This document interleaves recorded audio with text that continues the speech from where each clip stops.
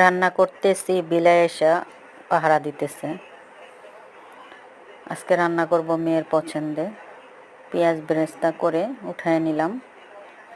ডাউল ভুনা করব, কালিজিরা ফোড়ন দিলাম, কাঁচামরিচ পেঁয়াজ দিয়ে দিলাম। ডাউল ভুনা করব আজকে। জান্নাত অনেক পছন্দ করে, তো এমনি সাধারণত তরকারি টরকারি রান্না করলে খাওয়া হয় না, যেহেতু রমজান মাস। আবার আপনার সেহরিতে দুধ দই এগুলো দিয়ে খাওয়া হয়, তাই বেশি কিছু রান্না করা হয় না। আজকে মাছ ভুনা করছি, তরকারি রান্না করছি। ও বলতেছে ডাউল ভুনা করতে, সেজন্য করলাম।